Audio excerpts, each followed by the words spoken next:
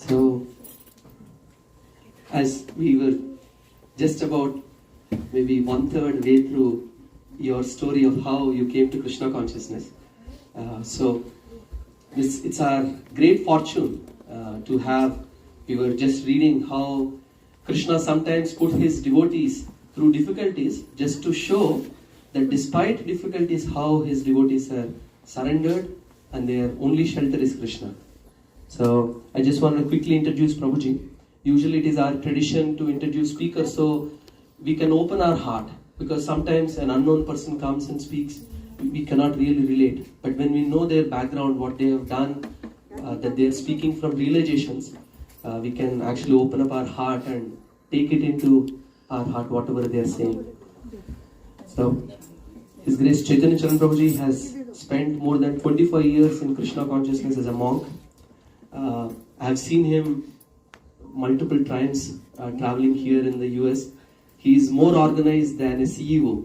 He has built many systems in place just so that he can increase his service to Srila Prabhupada and our Guru Maharaj. He gave a class maybe an hour or two ago at San Jose State University. He's speaking here now, and Stanford later in the evening. So we can understand how busy he must be.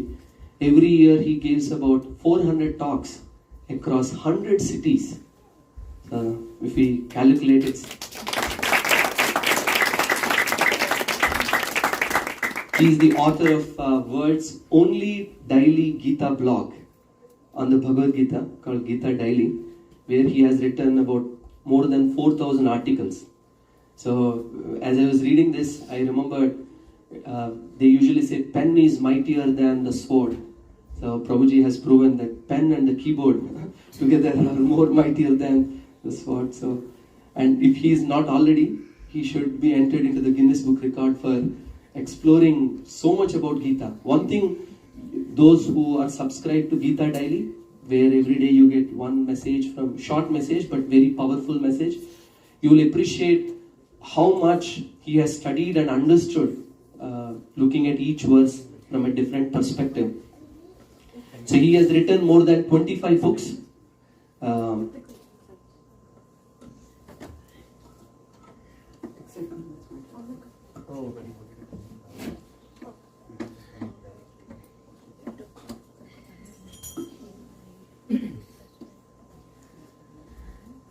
Also, I hope we will have his books available here for purchase later. So I kindly request Prabhuji at the end if he can kindly introduce maybe one or two sentences about each book. That will help people to select which one is better for them. Also, his presentations are very concise, precise, very compassionate in nature, and highly intellectual. So you'll really appreciate some of what he's going to speak today. And I always remember me and my son Shri, and one of our famous favorite ones that Prabhuji has, we are not gods, we are God apostrophe S. So we are not. Sometimes some philosophy, South Indians especially, we have this philosophy, eventually we'll go and merge into God and become God. So Prabhu's one single line answer for that is, we are not God, we are not gods, we are God apostrophe S. We belong to God. A missing apostrophe can be catastrophic. So many beautiful points like that. So once I remember I heard Prabhu was to speak in somewhere in Maharashtra, I think, and the host asked him, Prabhuji, would you like to speak in Marathi? I think he said, I can walk in Marathi, I can run in Hindi, but I can dance in English. Which means his choice of words and the way he puts together words so beautifully. Actually, I felt English language must be dancing in ecstasy of Krishna Prem by Prabhu's usage in Krishna service. So that's so I won't take much time. So Prabhuji has a couple of websites. We will share that information in the group. There is email sign up which are free. You can sign up for them so you can regularly get and inspired. He also has YouTube channel where he interviews other monks. So sometimes a monologue might be a little boring, but so many of these are very beautiful. So we with a loud Hare Krishna, we will welcome His Grace Chaitanya Charan Prabhu. Hare Krishna, Krishna Krishna, Hare Hare, Hare Rama, Rama Rama, Hare Hare.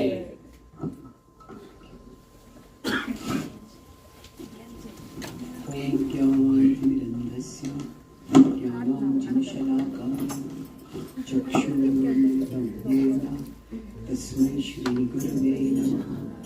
नमः ओम विष्णुपादाय कृष्णपृष्ठाय भूतले श्रीमते भक्तिवेदांत स्वामी इति नामिने। नमस्ते सरस्वती देवे गौरवाणी प्रचारिणे निर्विशेष शून्यवादी पाश्चात्यदेशतारिणे वाञ्छाकल्पतरुभ्यश्च कृपा सिन्धुभ्यैव च पतितानां पावनेभ्यो वैष्णवेभ्यो नमो नमः। जय श्री कृष्ण चैतन्य प्रभु नित्यानंद श्री अद्वैत गदाधार श्रीवासादि गौर भक्तवृंद। हरे कृष्णा कृष्णा कृष्णा हरे हरे, हरे Ram Ram Ram Hare Hare. Hare Krishna.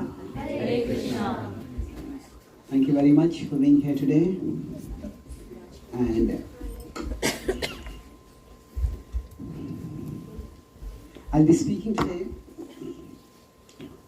on the Ramayan. We'll start with Bhagavadgeetaa. The Bhagavadgeetaa in the 17th chapter, 15th verse, talks about how to speak effectively. It says, effective speech. Anudvegakaram vakyam satyam priyahitam chayat swadhyayabhyasanam chaiva Vaangmayam tapa uchyate. It says it has two aspects. One is it is sensible, the other is it is sensitive. Sensible means it addresses the head. It is logical, it is rational. But sensitive means it is also aware of the heart.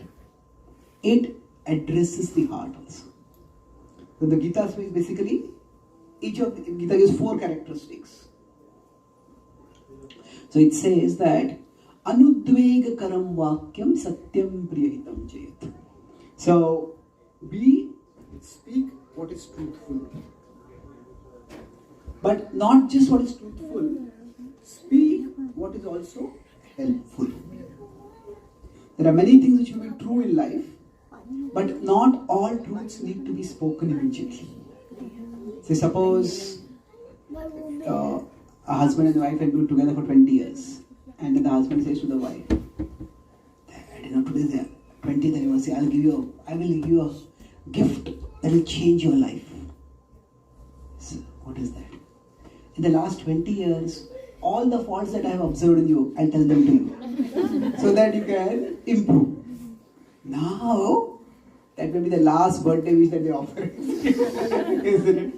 So, we all have limitations, but it doesn't mean that we pile it all up. So, you could say truthful can be a bigger category, but within that, helpful is a smaller category.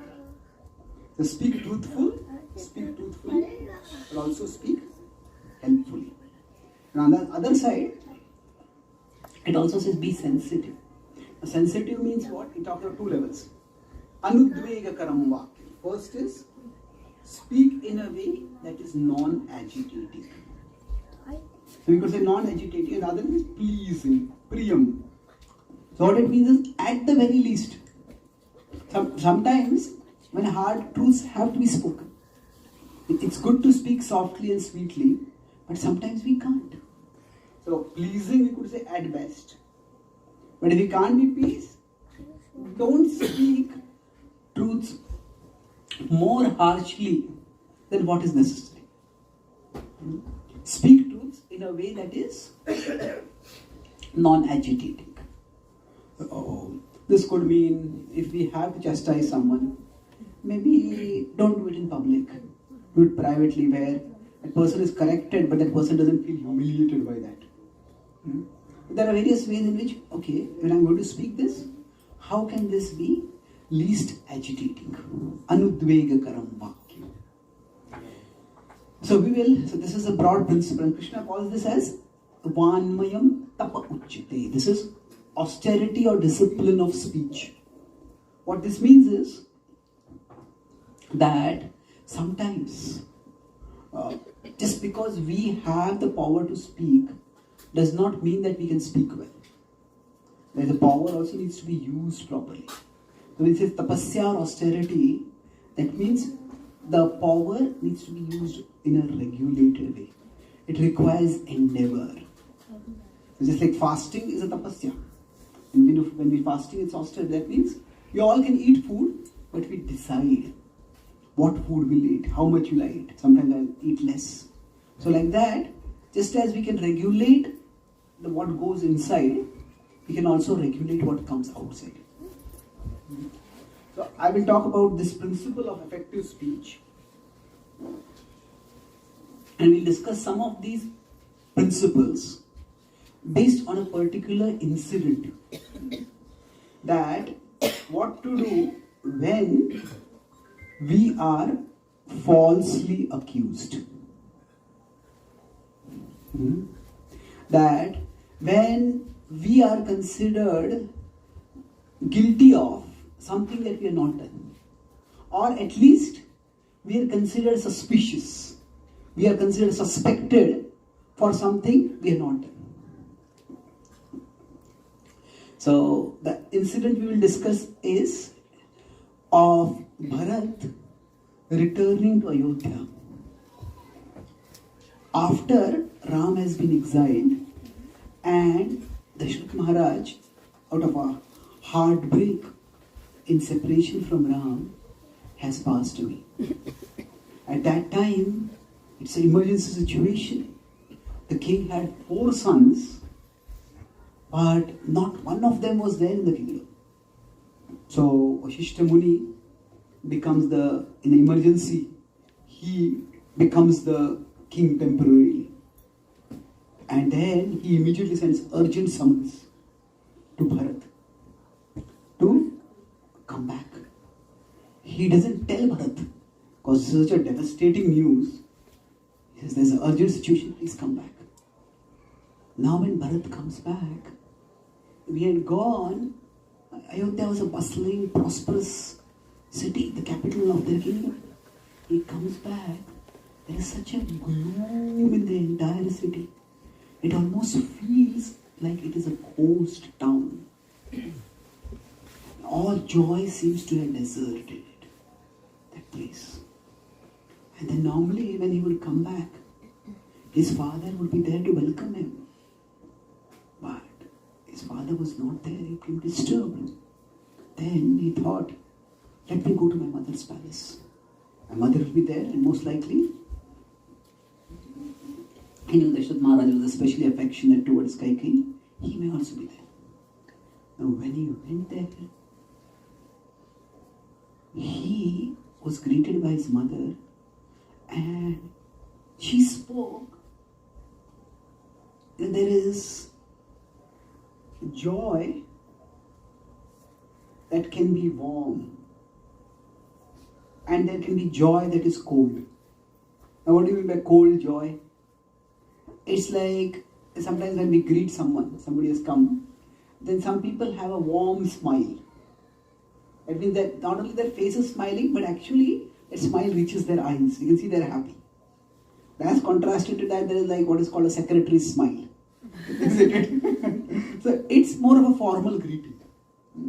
The eyes may be cold, but just there is a ghost of a smile on the face, or even there's proper smile. So now his mother was happy to see him, but there was a certain almost coldness in her. And when he asked, as he greeted his mother, offered his respects, he said, where is my father? Why is the kingdom so dark? When he came back, Why is everybody in such a dark mood? Generally, nobody wants to be a conveyor of bad news. So, what had happened was that when he was coming back to the kingdom, there were citizens who were some soldiers nearby, but none of them would meet his eyes. Just when they would come, they would be there respectfully standing, but looking away from him. He says, why is everybody in such a dark state over here? And then she said, in a very cold, clinical voice, "Oh Bharat, the kingdom needs you as its next king. For the former king has departed from the world." Now this is such a devastating news for a son to be told that his father has passed away, for a wife to be reporting that her husband has passed away. But she was telling it all in a cold distance, as if it is something that has happened to someone else. When she spoke that, Bharat was taken aback. What happened? First he couldn't believe it itself. How did it happen? What happened? And then Kaikeyi started explaining the entire events of how Ram was about to be coronated. And then she realized by Manthara's guidance that this was a conspiracy to sideline Bharat. Therefore, she, with great effort, ensured that Bharat's rights were not lost, Bharat's interest was not compromised. She ensured that Ram was sent to the forest, and then Dashrath unfortunately departed in sleep. When he heard this, Bharat was shocked. And that would be an understatement. There were 3 levels of shock for him. First was the events itself. That both his brother's exile and his father's death. Both of these are shocking events. And then, on top of that, what was even more shocking that his mother was the cause of this. It's one thing that something bad happens, but it's another thing when something bad is done by someone. And what was even more shocking was, it was all done for his sake and apparently pleasure. Bharat, now after great efforts, I've got the kingdom for you. The kingdom awaits you. To get some sense of what happened over here. This is suppose, now we all as parents want our children to do well in school. Now if a child comes back and says, I got A+ in class. Oh, wonderful. How did you get it?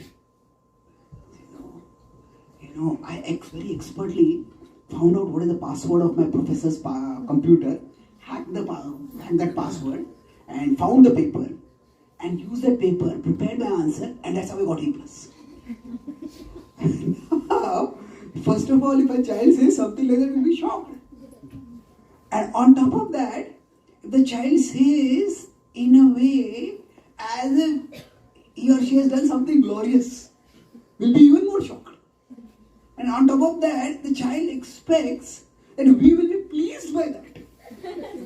We'll think, not only what kind of person are you, but also what kind of person do you think I am, that I will be pleased by this. So, now, it was a triple shock for him. It was unbearable. But he was also a warrior.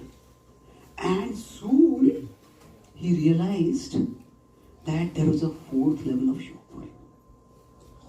And that was, everyone suspected him.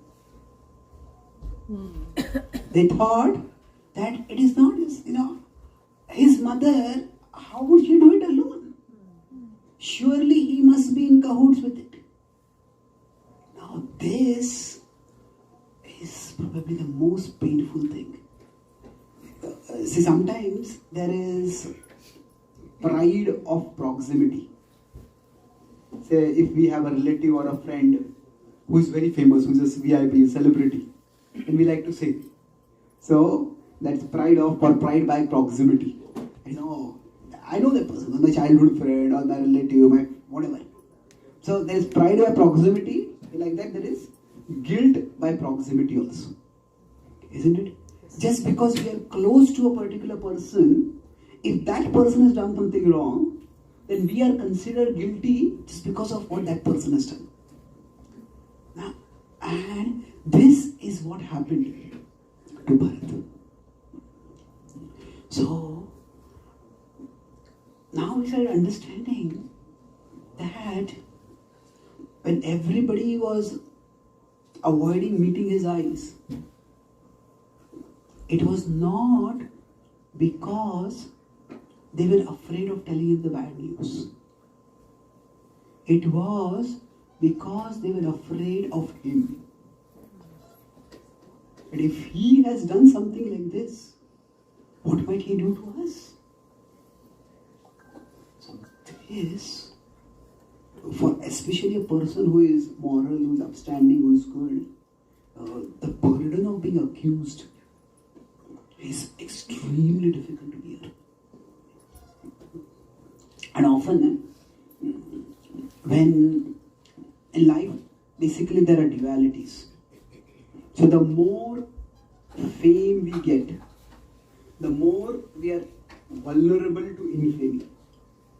That means if somebody is already a famous person, for whatever reason, now, in the case of Bharat, he was born in the royal family. Then that's why he was famous. So if an ordinary person does something wrong, okay, so a few people will talk about it. But if a celebrity does something wrong, then everybody talks about it. They write there newspaper columns, or there even, I was at, which airport was I at? I was at some airport recently, and then I saw there's a magazine itself, the name of the magazine itself is Gossip. Okay. I had seen some columns in India, like Bollywood gossip, Hollywood gossip, or something like that. But an entire magazine dedicated to gossip itself. So this goes up and down like that. So the more fame we have, the more we are prone to infamy. So now Bharat was faced by this terrible situation. So how does one deal with it? We'll talk about 3 steps that Bharat took to actually address the misconception, the false accusation that was there.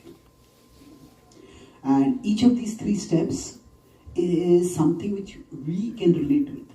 Not all of them are something we can apply, but they are directions. And essentially, we will see here the power of speech. But it's not just the power of speech. Speech ultimately cannot be effective unless it is backed by action. That's why truthful and helpful. There are many truths that can be spoken. I can say that you have this fault. But am I getting joy in telling you that these are these faults? Or do I want to help you to overcome these faults? So like that, we'll see how he spoke and what he did as a way of freeing himself from that accusation as well as trying to fix the situation. We'll talk about this in terms of 3 C's. First is condemnation. The second will be clarification. And third will be correction.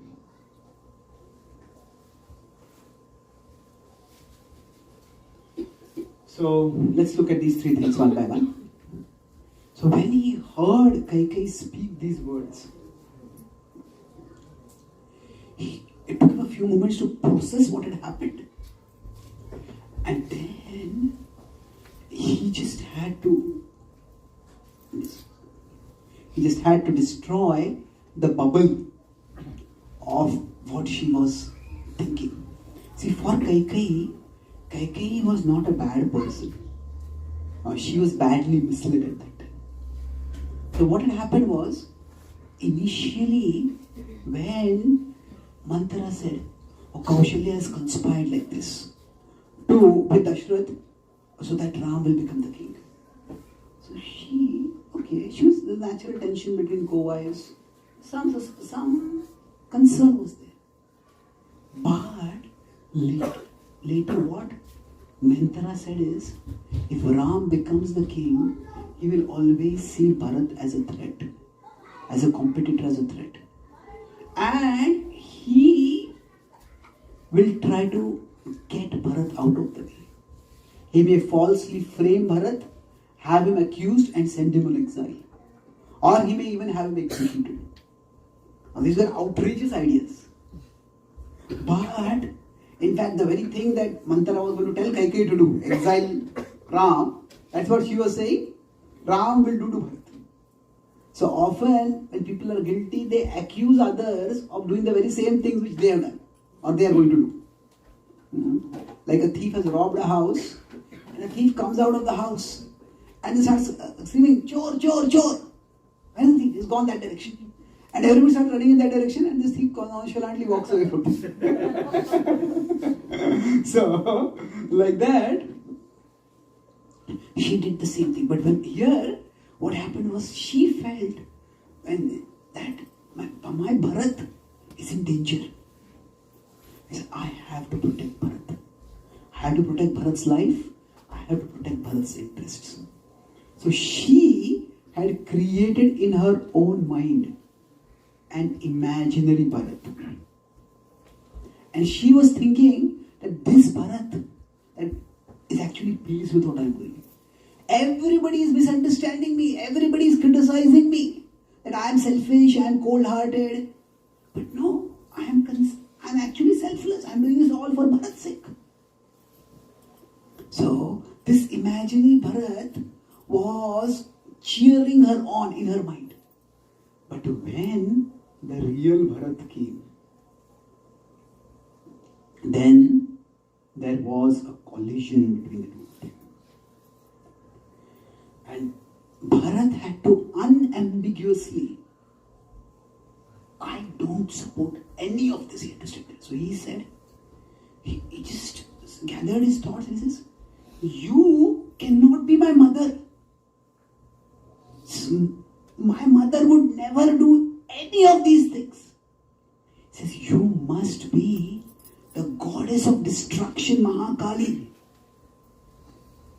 possessing my mother to make her do such horrendous things. Now when he spoke this, she was jolted. And then he pressed on, he condemned her for all that she had done. What do you think you are doing? Our kingdom is devastated. My father is departed. Do you think I'll be happy with this?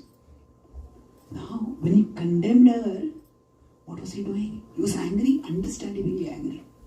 But his point was not just to reject her or destroy her. It was to basically destroy her illusion. And this imaginary Bharat was completely different, even opposite to the real Bharat who was there. Sometimes we may all do certain things. We may think, oh, okay, I'm doing this because my parents will be pleased by this. Or I may do this because my spiritual guides, my guru will be pleased by this. But will they actually be pleased? What are we doing? We have to actually be evaluating that. So when there was this confrontation. So basically, this condemnation that he did, it was for the purpose of separating Kaikeyi from Kaikeyi under Manthara's spell.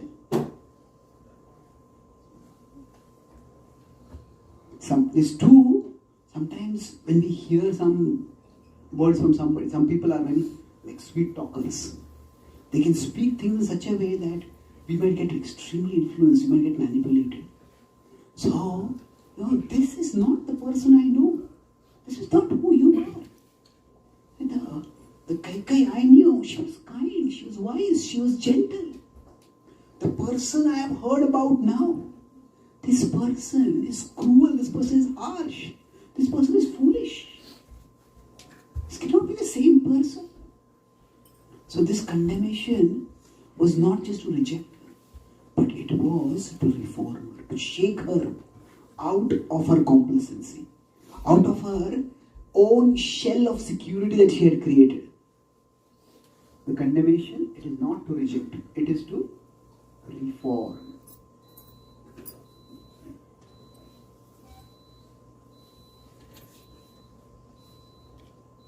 So now, after that, it is described in later retellings of the Ramayan that Bharat refused to even talk with Kaikeyi. He did not even address her as his mother for a long time.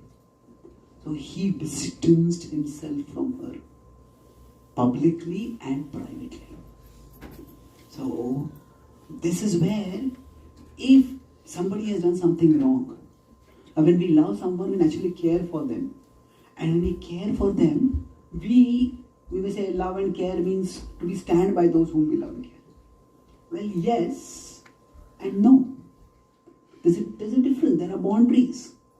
Say, if we have a close friend, and that close friend comes and says that, I'm in a financial emergency, I desperately need some money. So we say, okay, I don't have much, but whatever I have, I can try to help. What do you want? And that friend says, I'm planning to rob a bank, you please come with me and help me. Now, we say, I'm not going to do that. And if that friend says, what kind of friend are you that you won't help me? So now, sometimes some questions, they cannot and should not be answered. Sometimes the questions need to be questioned. What that means is, the question, what kind of friend are you that you are not ready to help me in this way? The response over there should be, what kind of friend are you that you are expecting me to help you in this way? See, there is a fundamental difference over here. Friendship is an important value, but there are boundaries. So, similarly, now naturally, a family bond is important. But here, Bharat is ready not to reject in a permanent sense, but he's completely distancing himself. Because what she has done is seriously wrong. So, friendship, or for that matter, any relationship, it can easily be used for emotional blackmail.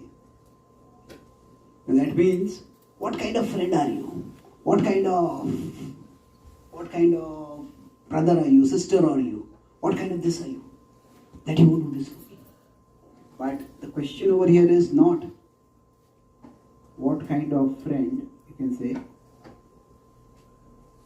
are you that you don't help me in this way. But the right thing to ask over this, say, what kind of friend are you that you ask me to help in this way?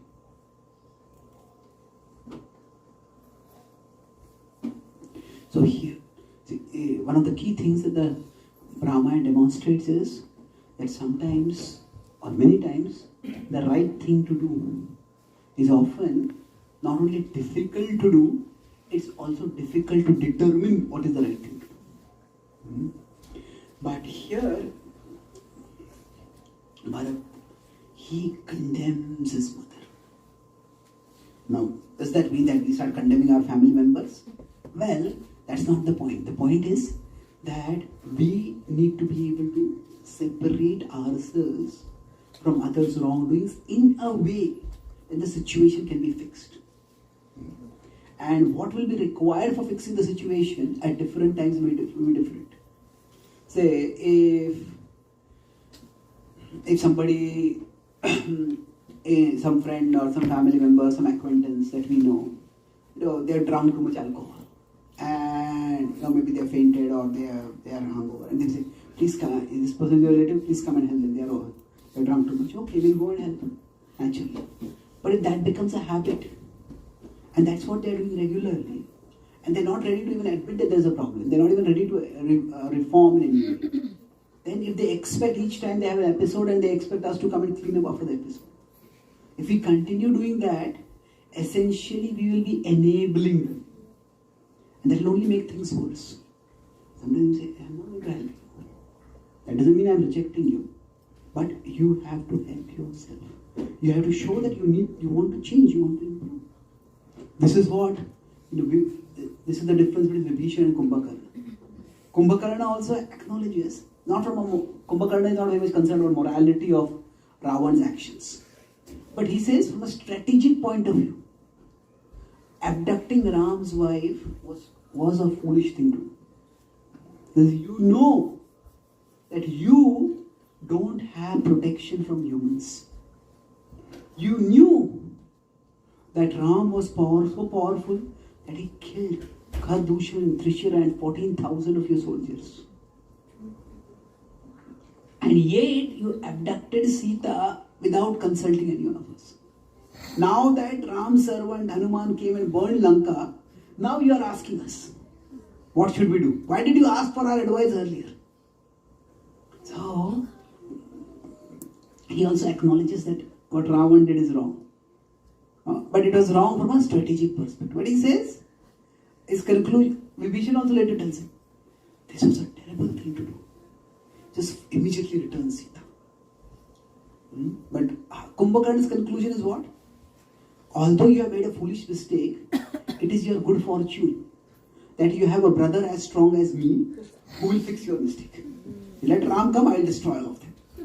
So basically, Vibhishan tries to get Ram to come on the right track. When Ravan refuses, then Vibhishan does not betray Ravan. Rather, what Vibhishan does is that he remains faithful to the kingdom. A king is meant to act for protecting the citizens.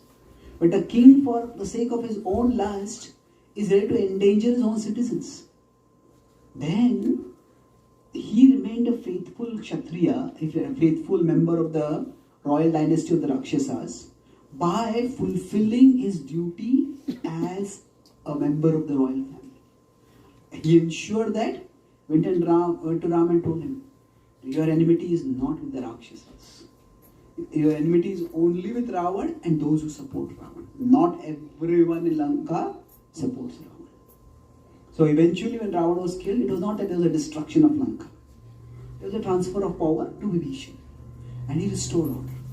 So the point is that sometimes strong words are required. But here, the condemnation was not to totally reject. He expressed his displeasure, and with his words and his actions, I have nothing to do with this. And that is not enough. This is what he did with her. So basically, generally, whenever any wrong is done, there are three stakeholders. There is the wrongdoer, there is the victim, and then the people in general. So if some thief comes and robs a home or a shop or something like that, then there are three stakeholders. One is the person who has been robbed. Second is the person who is robbed. And the third is people in general. Why people in general? Because people in general can either be the victim, or people in general can also be the victimizer. They can be the wrongdoer. If, say, the thief is not punished, then people may think, okay, I can rob, there's no problem. Then I will keep robbing and it's all right. I can get away with it. So, in this case of Bharat, there was condemnation of the wrongdoer. Who was the wrongdoer over here? Kaikeyi. He condemned her clearly. Again, condemnation can seem a harsh word, but condemnation is what is required to really register in the person's mind that what you did was wrong. Then, for the people in general, there was clarification. So he went to Vashishta, and the first thing he said, Vashishta, he said that, I had no idea of my mother's designs. I am as shocked as everyone else by what has happened. He said, I have no desire for this kingdom.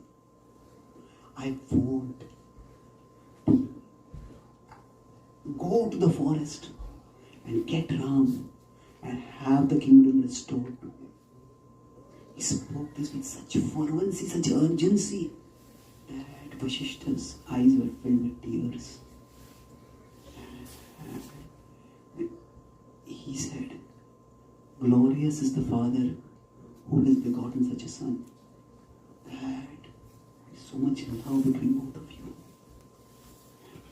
And he said, oh Bharat, your intention is noble, but another duty calls you first.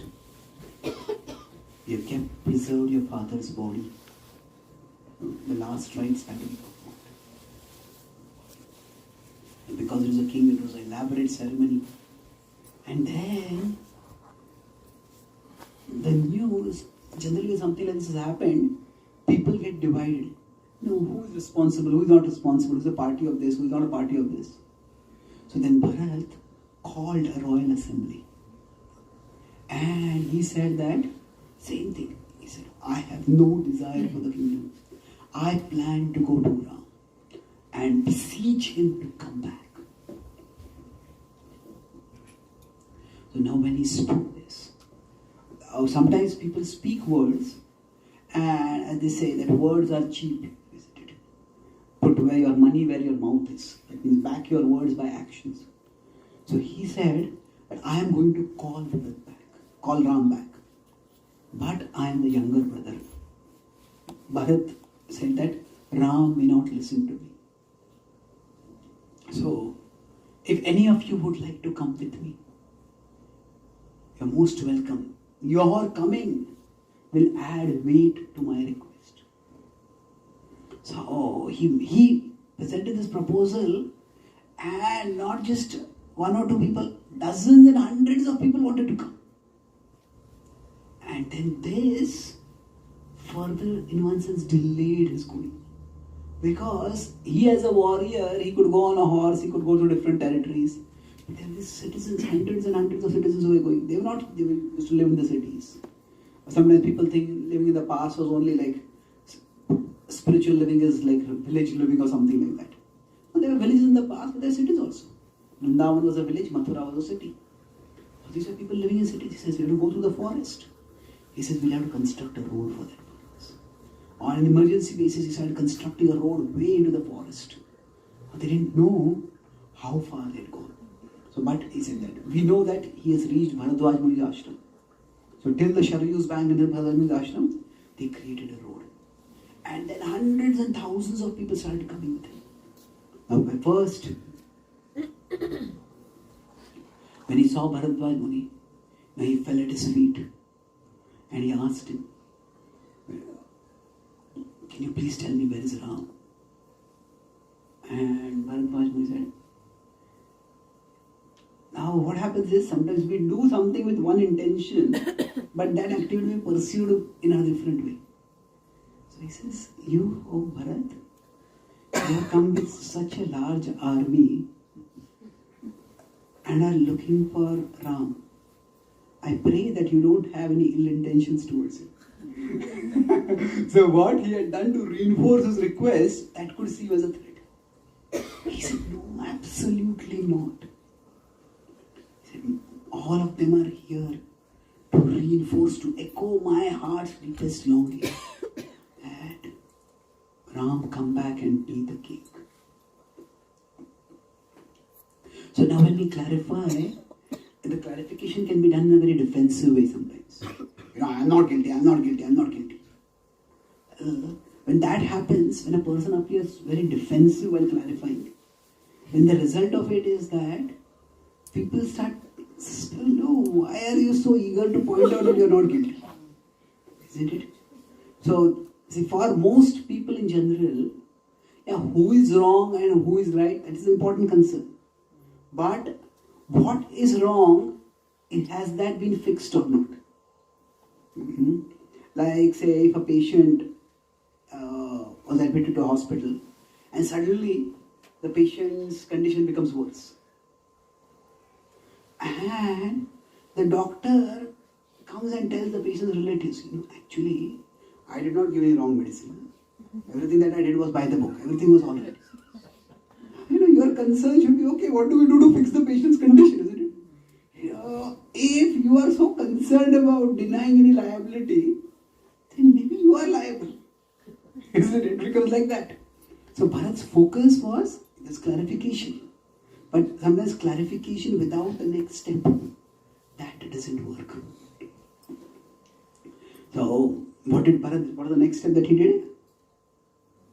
Correction. So correction is with respect to the victim. So when we talk about some wrongdoer, they have to be condemned. And they got away by doing something wrong. The authorities, what they need to do is, they need to clarify. This was a lapse in security, lapse in law and order. But we have taken these steps so that this is not going to happen again. And then, whoever is the victim, that victim needs to be compensated for. The wrong has to be corrected. So Bharat went all the way to the forest. And now again the same thing happened. Among Ram and Lakshman is a little hot-headed. So Lakshman, when he heard, generally, whichever environment we are in, we get attuned to the sounds in that environment. So if you are staying in a city, we hear the sound of cars moving by. In America, you don't hear cars honking so much. But in India, it's not only cars honk, they say every car has a request, on please. So the idea is, blow your horn, don't beat me up, don't hit me, it's like that. But the idea is that we give it, so if in America suddenly we hear a horn, is something seriously wrong over here? We are attuned to the environment around us, and any sound that is not normal over here, that immediately we become alert. So if we have kids and kids are playing, they are throwing a ball to the wall, and there are some normal sounds. But then if he has a sudden loud sound, did my kid fall down? Did some heavy object fall? What happened? So we are attuned to that. So in the forest there are different sounds, including the sounds of, say, elephants moving or the big beasts moving. But suddenly Lakshman heard an extremely loud sound. And he was a warrior. He's hearing it attentively.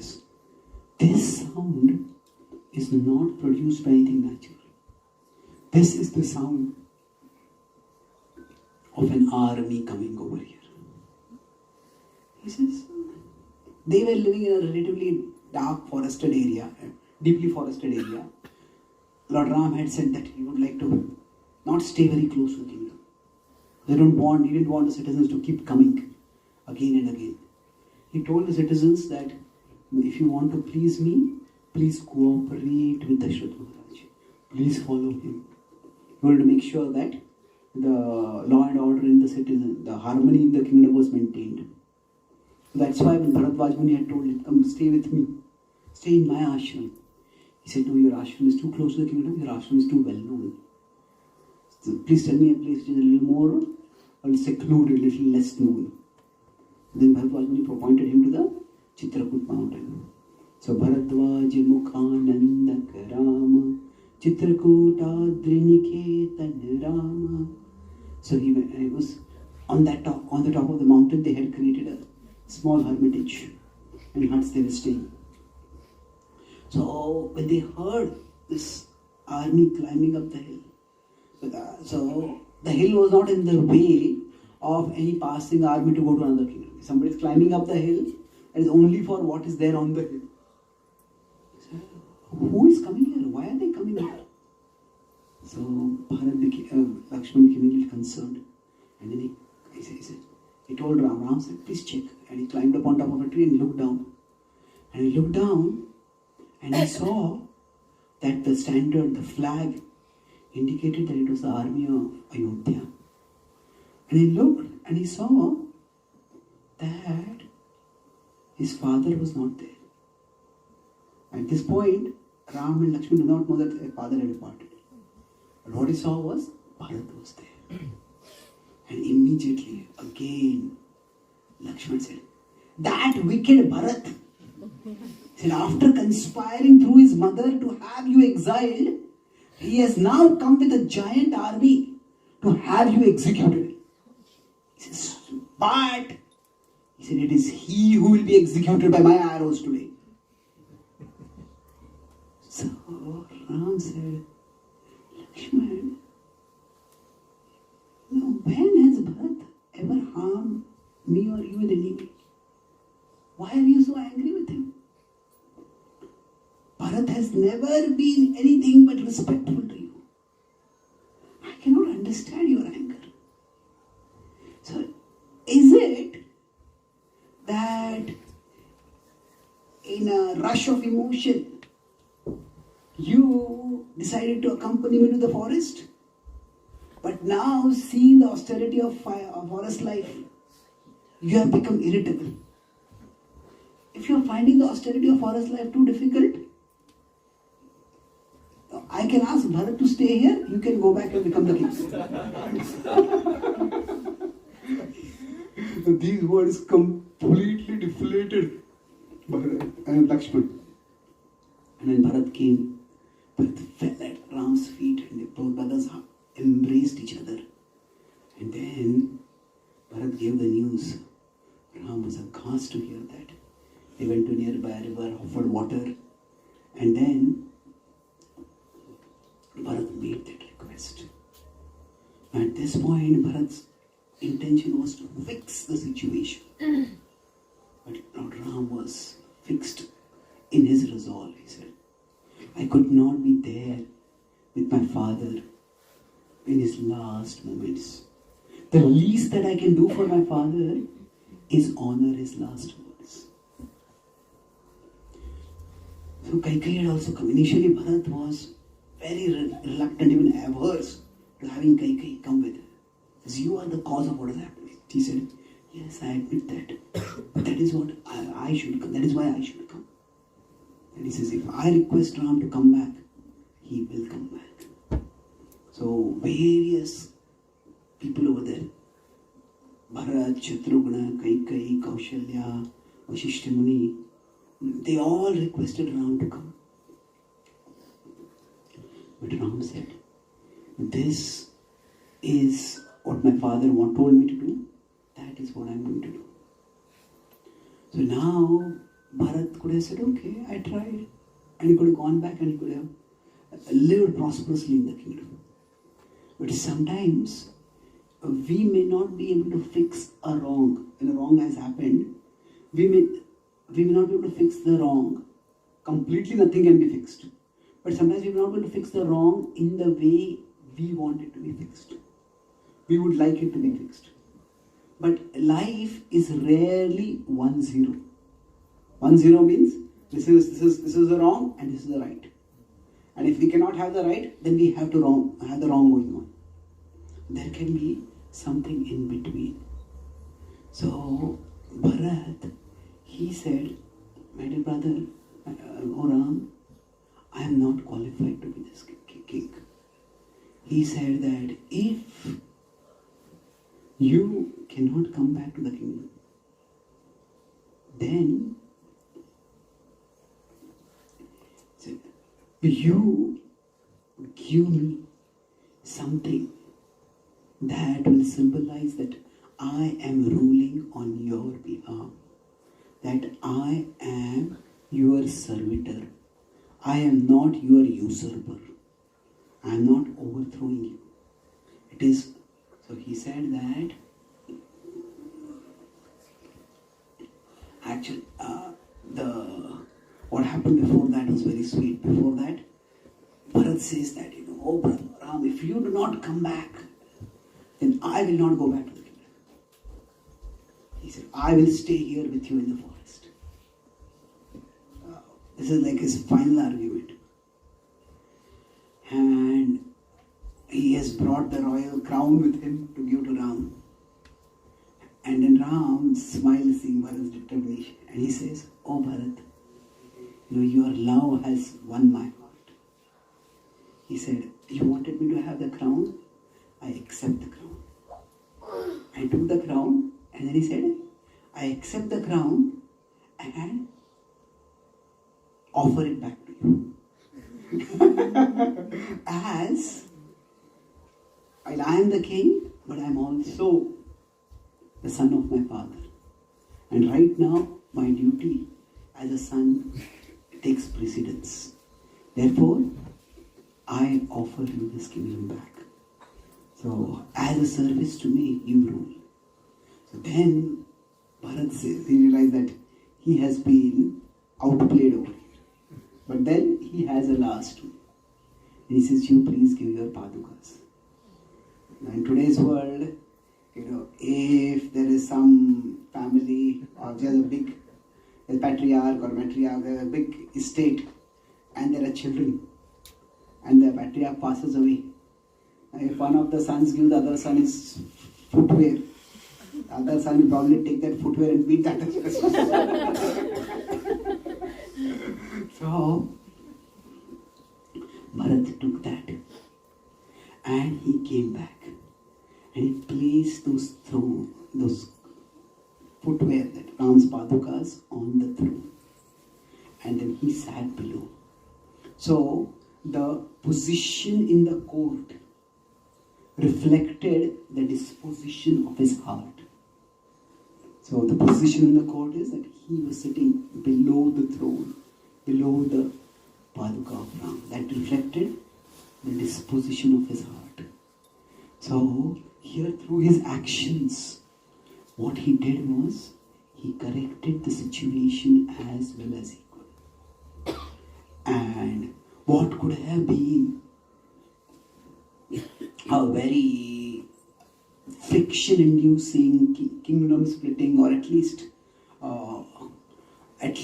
a very tense and distressing chapter in the history of Ayodhya, it became actually a very inspiring chapter in the history of the world.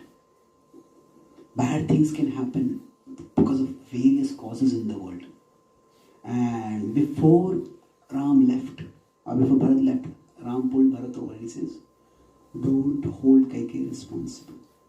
Whatever has happened is by a higher arrangement. And in that way, Ram also ensured that the rift that had been created in the family, that did not go further. That ended over there itself. So, when we have to correct wrongs, even when, suppose, we have been accused. So correction, the problem is that there is our expectation of how the correction should happen. But there is often an adaptation required. Adaptation of expectation. How the correction will happen. Sometimes if we are very attached, this is the way this should be fixed. And sometimes the other person just doesn't agree. In this case, Lord Ram was not ready to agree. For various reasons. So, Bharat did not say, okay, fine, then I'll go back and I'll rule. What can I do? No, he made sure that he expressed his heart's emotion, his heart's disposition through his actions. So for all of us in our lives, when we may never be accused of something the way, up to the degree which Bharat has been accused of, but these 3 steps, they still apply to all of us. I'll just make a couple of points about each step and then we'll move forward. First is condemnation. See, whenever there is condemnation, there are 2 things. We can condemn the person or we can condemn the action. So, which is better to condemn? Action. Which is easier to condemn? Yes.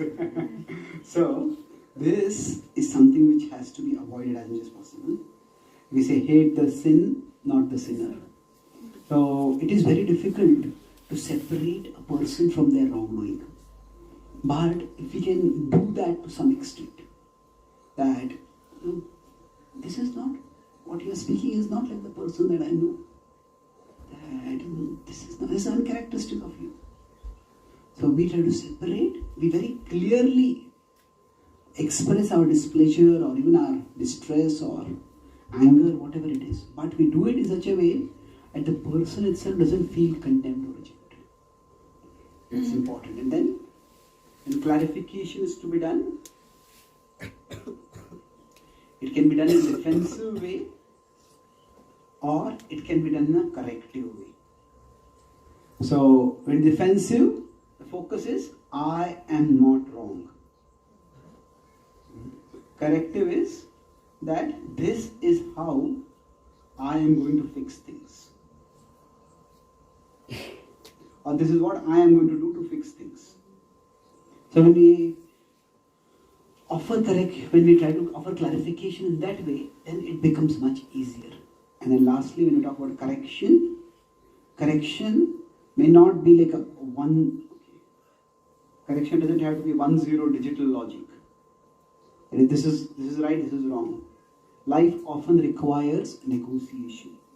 Once a wrong thing has happened, then okay, this is what I would like ideally, but it's analog logic. We have to find some way in between.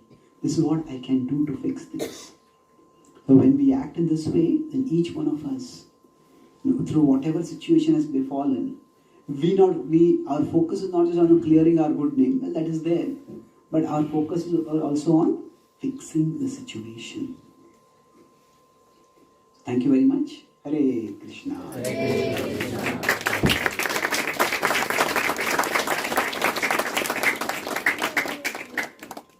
Are there any questions or comments?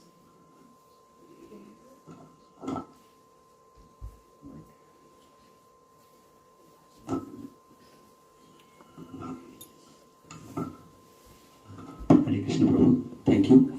In the whole Ramayana, if I were to pick based on what I heard from Gurus, this Sambhashana between Rama and Bharata, that entire sequence, is the one that is most underrated, and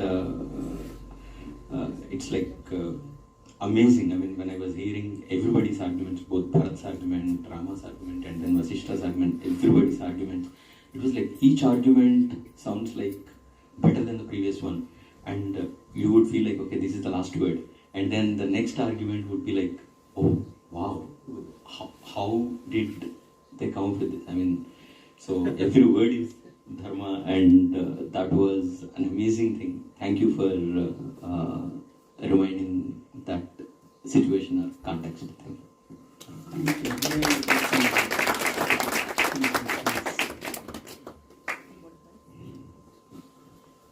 Hare Krishna Prabhuji. I just have a question. It's often said that forgive a person, but do not forget. Right? In this particular scenario, right? Is it a corrective action, or is someone condemning? Where does it fit? Okay, forgive but do not forget. Well, actually, tomorrow in the Sunday class, I'm going to talk about various kinds of wrongdoings, and there will be elaborating on this. But to quickly summarize this, to quickly answer this, forgiving, and then there is trusting. The two are not the same. Because the fundamental difference is, forgiving is for the past, trusting is for the future. So, if somebody has done something wrong to us, we should forgive them. There's no need to hold it forever against them, hold it forever replaying in our mind. So, okay, you did something wrong, I'm going to forgive it. Well, forgiveness can be given, trust has to be earned. So, say, if somebody asks us for some money and we gave it to them and they just wasted it or squandered it or whatever, Now, if they're close to us, we may forgive them. But we are not going to give them the password of our bank account, isn't it? So, trust is something which has to be earned. So in that sense, we can say forgive, but don't forget. That some people have proven to be untrustworthy. And that doesn't mean that they will forever be untrustworthy. But they have been untrustworthy in some ways. Then that we have to remember. Now, basically, after this, two things can happen. So we forgive, but don't forget. That means forgive, but don't trust. Then it can go in two ways. One is that person corrects. If they correct themselves, if they reform themselves, and they show a track record, they don't do it ever again, then we can forgive and forget. There's no need sometimes, when there's an argument between two people, somebody brings up, 25 years ago you did this to me. They have never done anything like that afterwards. But the very fact that we remember what we did 25 years ago, that itself, they say, no, is that your image of me? There are so many other things you have done, so many other happy memories, that's what you remember. Why are you holding on to that? So forgive and forget. Now, if that person continues on that track, then we may forgive in the sense of that we don't want to take revenge, but we may forgive and seek justice. Revenge means you hurt me, I want to hurt you. Justice means this wrong was done, it needs to be fixed. So in terms of emotion, we should never go in the direction of wanting revenge. But justice has to be sought. Okay? Thank you.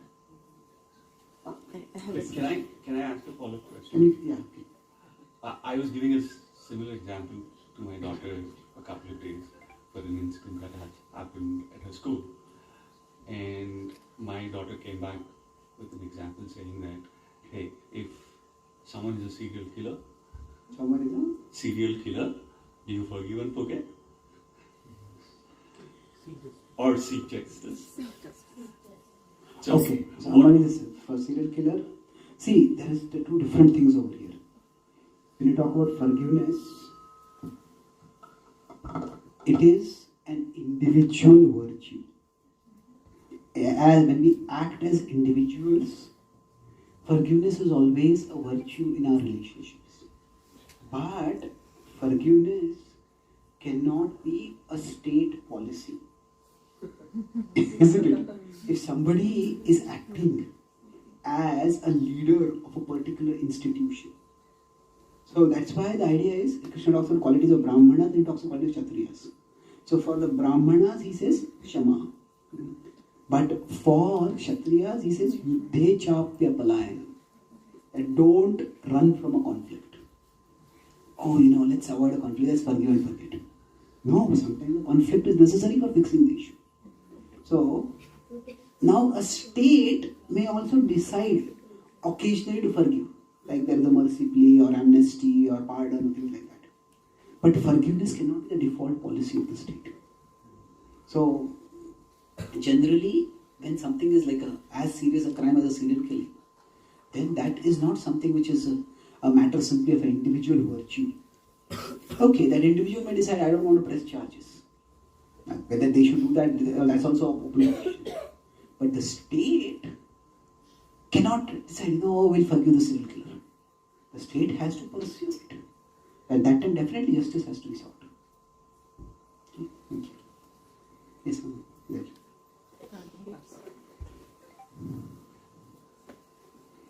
Hare Krishna Prabhu. In your first slide, you mentioned about sensitive and sensible talking, right?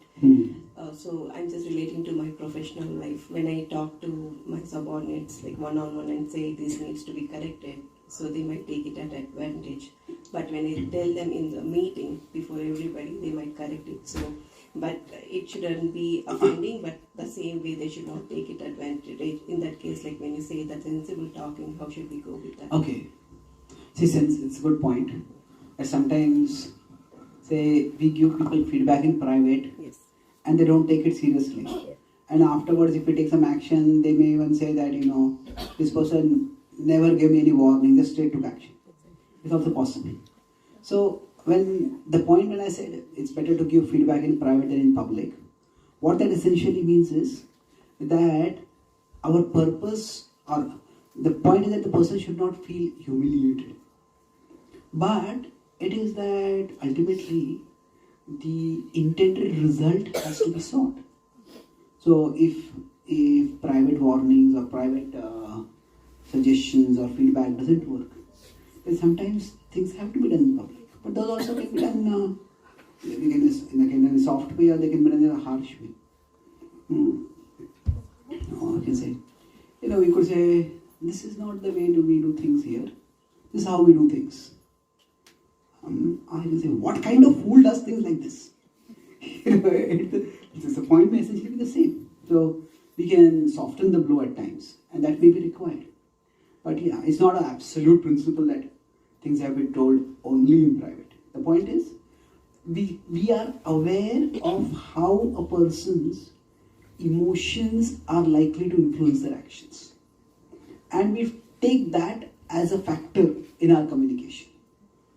So if somebody is likely to do the right thing just because they want to protect their reputation.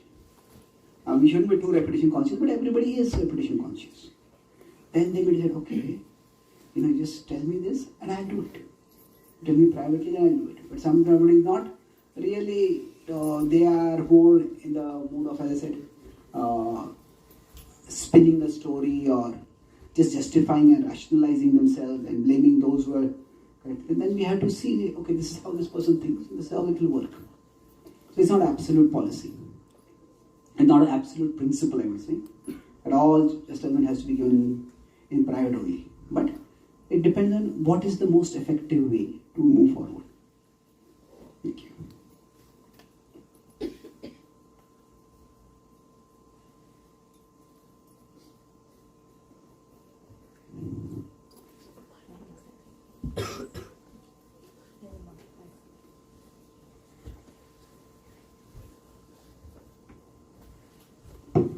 Well, people are thinking about other questions. There was some miscommunication with respect to the topic. So maybe if you can spend maybe 5 minutes or so to speak about how to control our mind, which is the topic everyone was prepared to hear. But I think Rama's mercy that somehow we got to hear Ramakatha, which I don't think any of us are complaining, right? No. Everybody is happy because we were praying so hard right before you came. We were actually singing some Ram's song. So I think so it's Rama's arrangement. So if when people are thinking, if you have any questions related to mind also, I mean, Prabhuji can speak about Mahabharata. He has spoken about Mahabharata probably 18 straight days. And so many other topics. You speak more eloquently about my speech than as eloquent as my speech.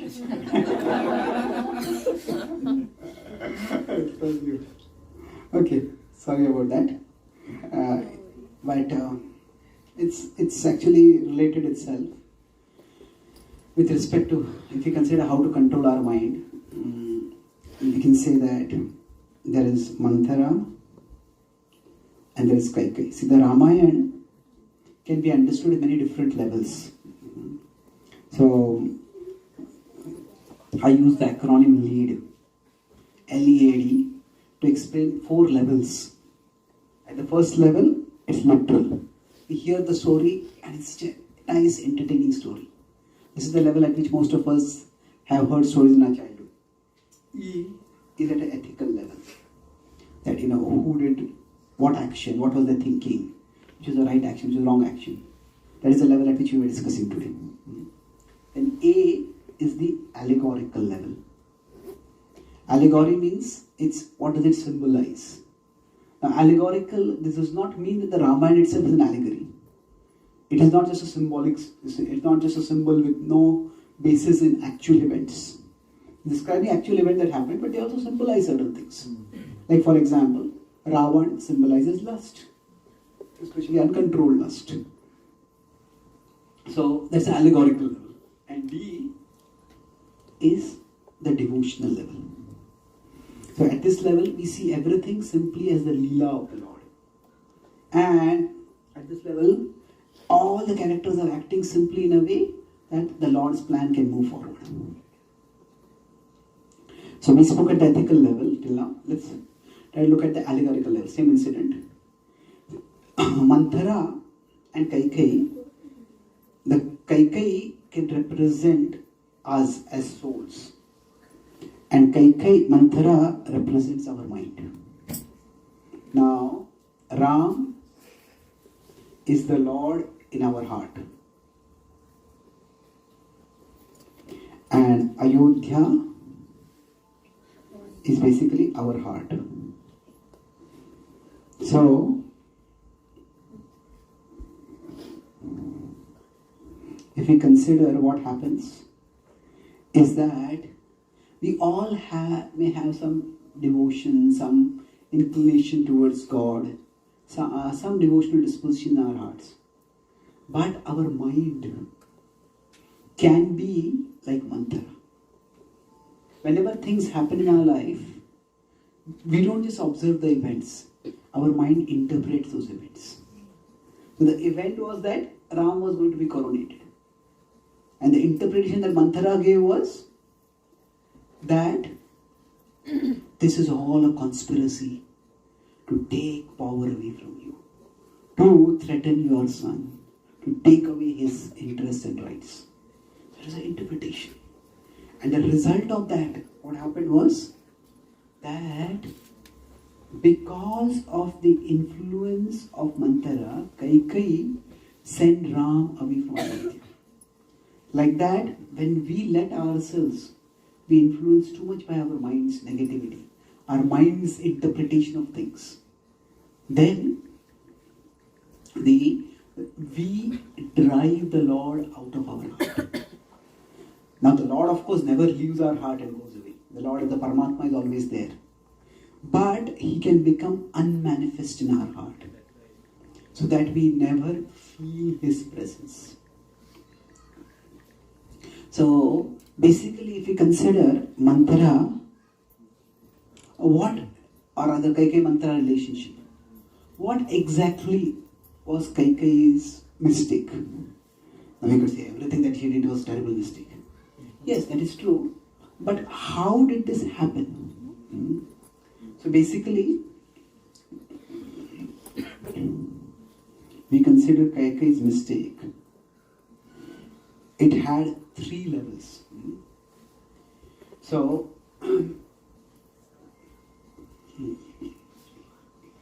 she heard without questioning. So, that means when Manthara started speaking, this is all a conspiracy. She initially asked some questions. No, it's not likely. But then afterwards, it just... So, our mind, there's often a mental chatter going on.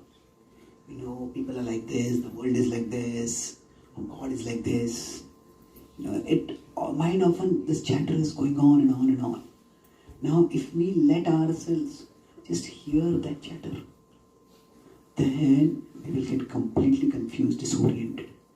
That's why they say the idle mind is the devil's workshop. So when we don't have anything to do, then our mind starts speaking. Oh, this person did this to me, and that person did like that, and this is like that, and that is like that.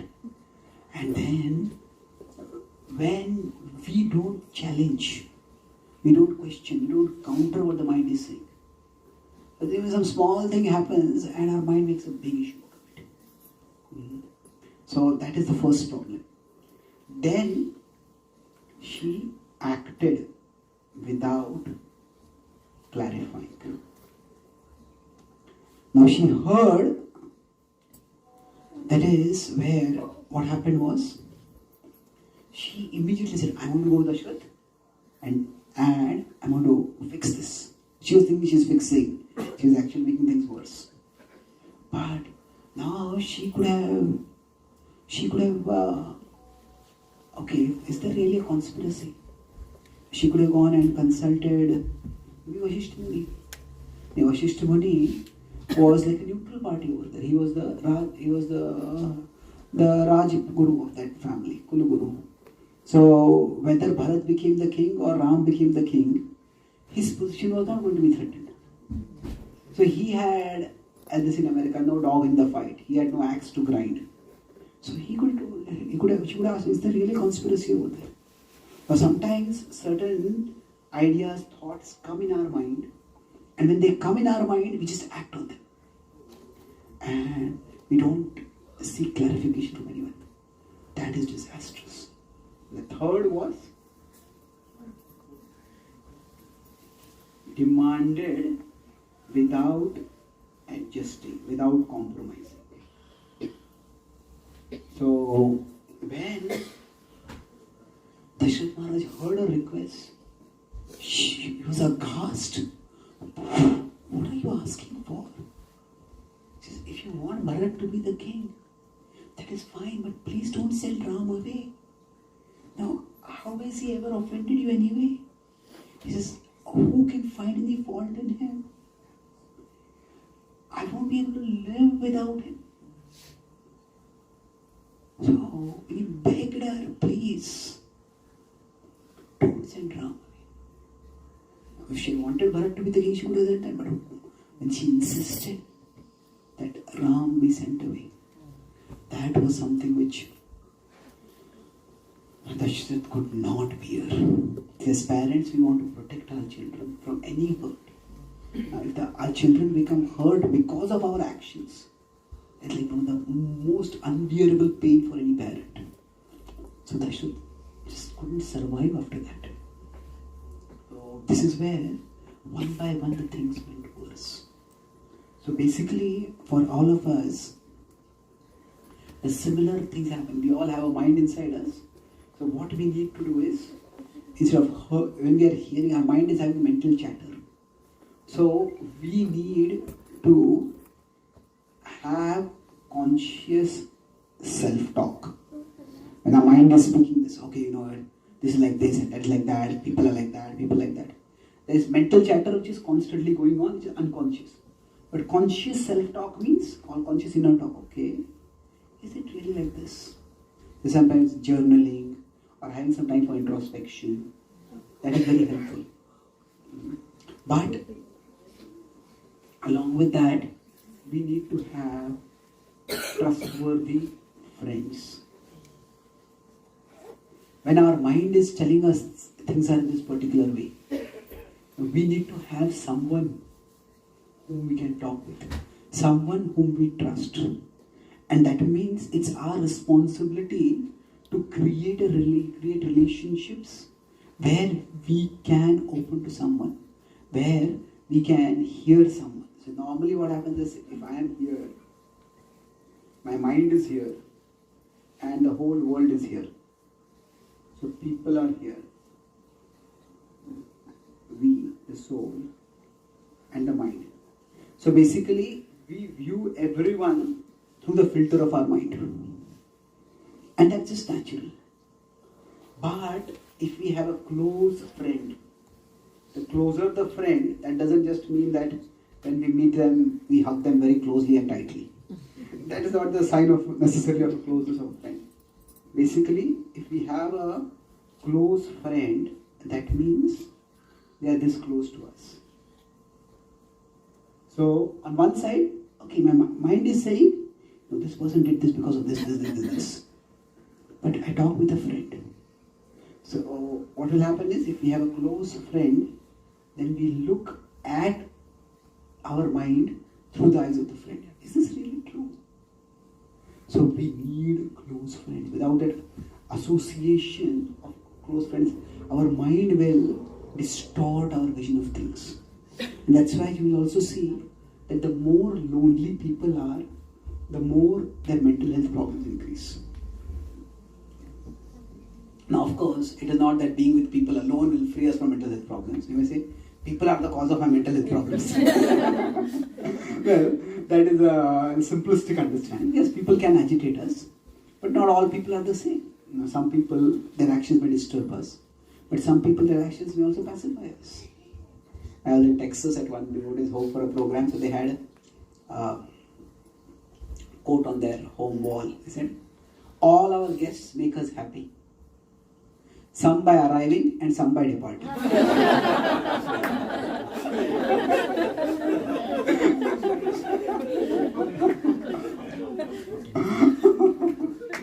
And below that put italics, your conduct will determine which category you fall in.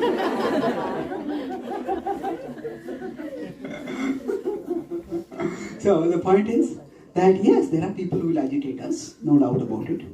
But we need to cultivate relationships where we have this capacity, this conscious self-talk that happens. This is also much easier to do when we do meditation, when we do chanting. Because chanting makes us aware that I am different from my mind. I want to focus on this mantra, but my mind is going here, there and everywhere. So there is something really inside me that is different from me. Even if you are not able to focus on the holy name, at least the chanting and meditation, those activities, make us aware of the mind. Then we can, okay, this mind is different from me, and I don't have to listen to the mind all the time. And the last is that, so when we are acting, this is what we discussed also, that avoid 1-0 logic. That it doesn't have to be my way or the highway. The mind always deals with it in extremes. That I think 2001 or 2001, there was a war on terror after the 9/11 attacks. The American president at that time said, if you are not for the war against terror, then you are for terror. Well, not necessarily. Somebody may be against terror, but they may feel that maybe fighting a war against an entire country may not be the best way to fight against terror. So basically, black and white thinking. This is what we need to avoid. Our mind, when it controls us, or when our mind goes out of control, it basically gains control on us. It goes out of our control and gets control on us. That time, it reduces complex realities to very simple black and white. Now, this is good, this is bad. Reality is much more complex. So, basically, this way, from the Ramayana itself, we can actually learn. First of all, we distance ourselves from our mind. Then we have people who can help us to look at our mind in a fresh perspective. And then we tone down the extremes in which the mind sees things. Okay. Thank you.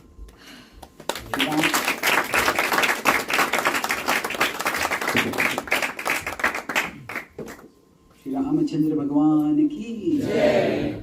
Srila Prabhupada ki Jai. Gaur Bhakta Vrinda ki Jai. Gaur Premanande.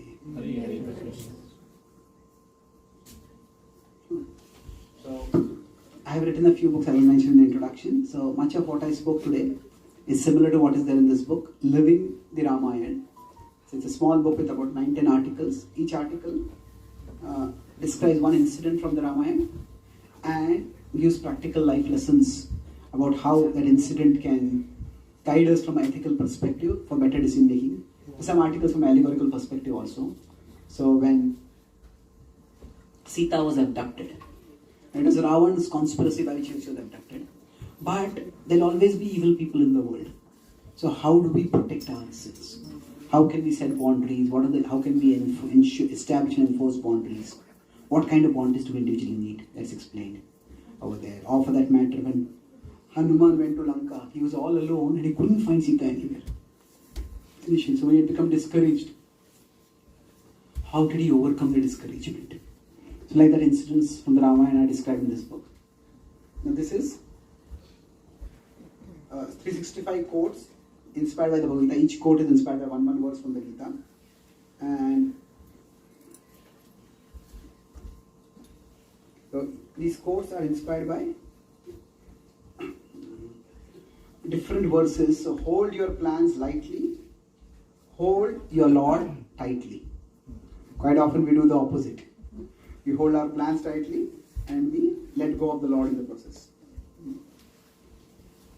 While we are waiting for God to give us His blessings, God is waiting for us to become ready to receive His blessings. So, like that, there are different quotes inspired by the Bhagavad-Gita. Those who can't face books seek shelter in Facebook. So if any of you would like to have some everyday source of contemplation, a nugget for thought, then this book is available. It's also something which you can give to friends and relatives who may not be directly interested in reading philosophy or spirituality, but everybody likes some wisdom. So both of these are available, and I'll be here for some time, briefly, in case any of you have further questions.